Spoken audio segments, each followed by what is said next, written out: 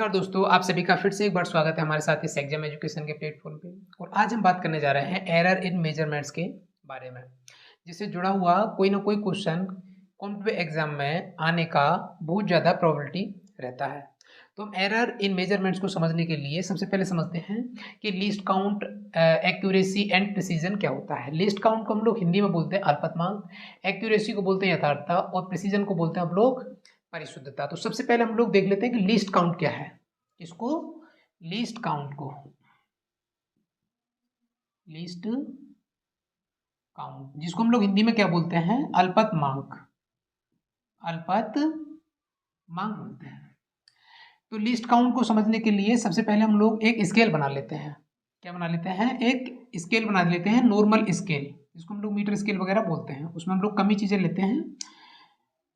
0 centimetre होता है, यहाँ से स्टार्ट, तो 1 2 3 4 5, 1 2 3 4 5 ऐसे बना होता है। 1 2 3 4 5, 1 2 3 4 5, 1 2 3 4 5। तो हम देखते हैं ये तो 0 सेंटीमीटर है। इसके बाद यहाँ पे 1 सेंटीमीटर होगा, उसके बाद 2 सेंटीमीटर यहाँ पे होगा, ऐसे आगे 3 होगा, 4 होगा। तो हमने देखा है कि जो मीटर स्केल होता है उसमें ये जो खाने होते हैं कितना होता है, 1 2 3 4 5 6 7 8 9 10 खाने होते हैं। उसमें कितने होते हैं? 10 खाने होते हैं। और जो एक खाना होता है वो 1 मिलीमीटर का होता है, एक खाना। और जो पूरा जो 1 सेंटीमीटर होता है उसमें कितने खाने होते हैं? 10 खाने होते हैं। तो इसी को देख के लिस्ट काउंट क्या होता है। लिस्ट काउंट का मतलब ये है ऐसा स्मॉलेस्ट वैल्यू जिसे हम किसी स्केल की हेल्प से मेजर कर सकें। तो लीस्ट काउंट ऑफ स्केल, इसके लिए क्या फॉर्मूला है? Magnitude of division upon number of division. समझे आप लोग?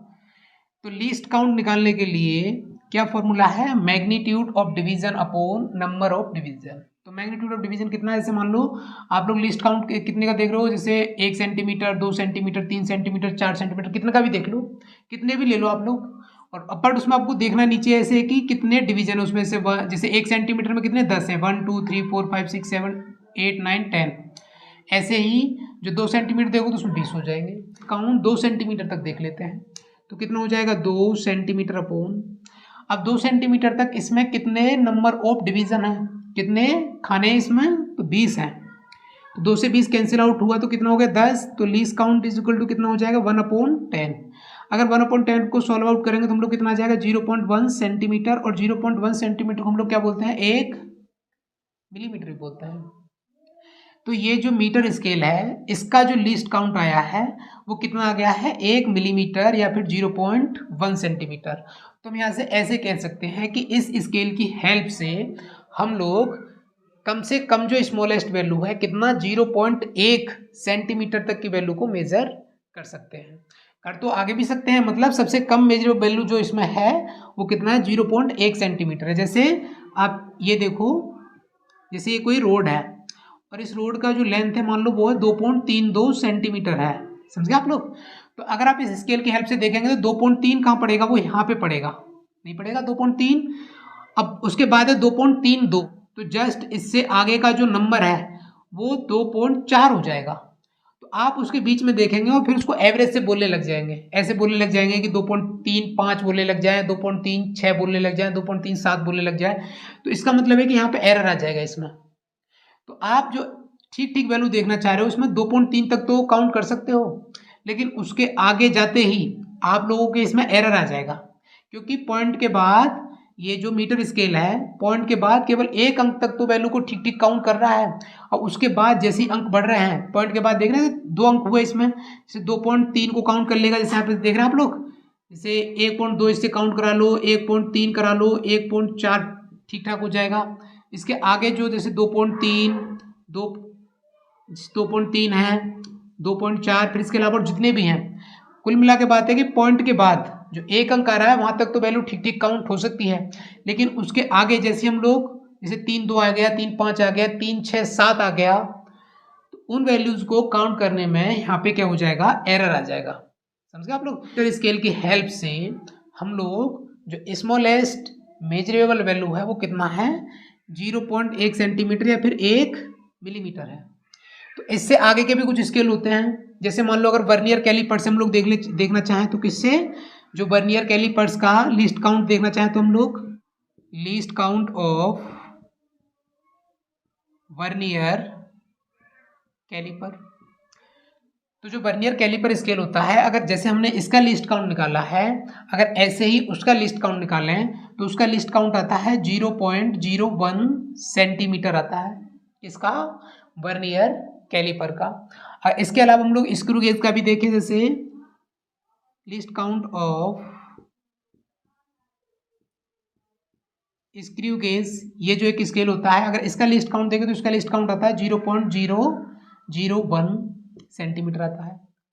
तो इसका मतलब अगर पॉइंट के बाद 2 अंक आ रहे हैं तो हम लोग ये जो वर्नियर कैलिपर स्केल है इसकी हेल्प से उसको ठीक ठीक मेजर कर सकते हैं। और अगर 3 अंक आ रहे हैं तो हम स्क्रू गेज की हेल्प से उसको ठीक ठीक मेजर कर पाएंगे, ना कि मीटर स्केल की हेल्प से, क्योंकि मीटर स्केल तो केवल पॉइंट के बाद 1 अंक तक ही ठीक ठीक वैल्यू काउंट करेगा, उसके बाद उसमें एरर आना स्टार्ट हो जाएगा। इसके बाद हम देखते हैं कि एक्यूरेसी और प्रिसीजन क्या है। पहले इसको मिटा लेते हैं। तो अब हम बात कर लेते हैं एक्यूरेसी तथा प्रिसीजन के बारे में। इसके बारे में एक्यूरेसी और प्रिसीजन के बारे में, इसको समझने के लिए हम एक एग्जांपल ले लेते हैं। मान लो हमारे पास कोई रोड है और जो वो रोड है उस रोड का जो लेंथ है, हमने मान लिया उस रोड का लेंथ है 6.32 सेंटीमीटर। एक रोड है जिसका लेंथ कितना है 6.32 सेंटीमीटर हमने मान लिया है। तो हमने इसको फर्स्ट टाइम मेजर करा है, समझे आप लोग कैसे, फर्स्ट टाइम मेजर करा इसको किसी स्केल की हेल्प से, समझे आप लोग। अब इसे मान लो स्केल ले लिया हम लोगों ने, कोई मीटर स्केल ले लिया, तो हमने जब उस मीटर स्केल से फर्स्ट टाइम इसको जब मेजर करा तो इसका वैल्यू आया 6.3 सेंटीमीटर हमारे। फिर दोबारा से इसको मेजर करा, समझे आप लोग।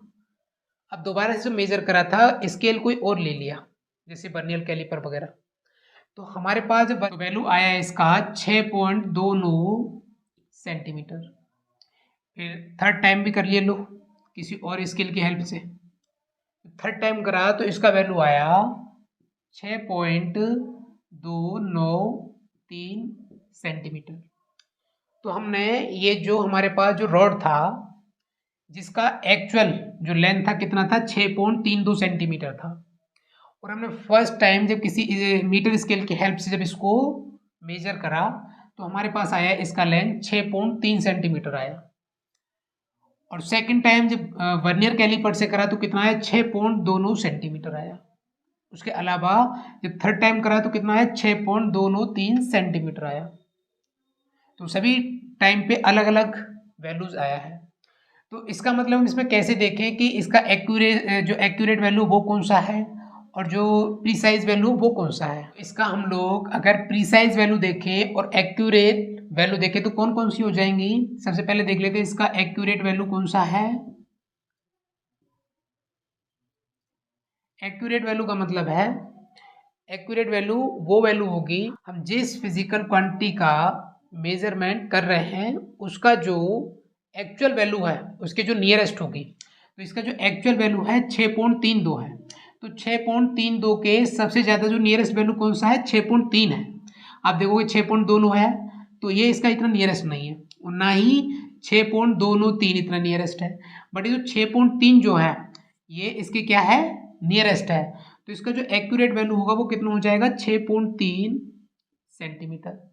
और जो प्रीसाइज वैल्यू कौन सा हो जाएगा, प्रीसाइज वैल्यू वह वैल्यू होगा जो पॉइंट के बाद अधिक अंकों तक उसका वैल्यू दिखाएगा। जैसे क्या है, सबसे ज़्यादा पॉइंट के बाद अंकों तक किसने मेजर करा है, स्क्रू गेज के द्वारा। तो इसका मतलब ये क्या है 6.293 सेंटीमीटर जो है ये प्रीसाइज वैल्यू हो जाएगा, और एक्यूरेट वैल्यू कितना हो जाएगा 6.3 सेंटीमीटर। तो यहाँ से हम सीधा सीधा ऐसे बोल सकते हैं जो एक्यूरेसी होगी, एक्यूरेसी का मतलब ये है कि जो उसका जो एक्चुअल वैल्यू है उसके जो नियरेस्ट वैल्यू होगी उसको क्या बोलेंगे हम लोग, एक्यूरेट वैल्यू या फिर उसकी एक्यूरेसी बोलेंगे। और उसके अलावा जो प्रिसाइज वैल्यू होगी, इसका मतलब ये है जिसको हम लोग क्या बोलते हैं, प्रिसीजन बोलते हैं। प्रिसाइज वैल्यू वह होगी जो पॉइंट के बाद जितने अधिक अंकों तक उस वैल्यू को दिखाएगी। जैसे इसने पॉइंट के बाद कितने अंकों तक दिखाया है, 2 9 3, सबसे ज्यादा अंक इसने दिखाया ना, इसने 3 अंकों तक दिखाया, इसने केवल 2 दिखाया है, इसने केवल 1 दिखाया है, तो ये प्रिसाइज वैल्यू हो जाएगी।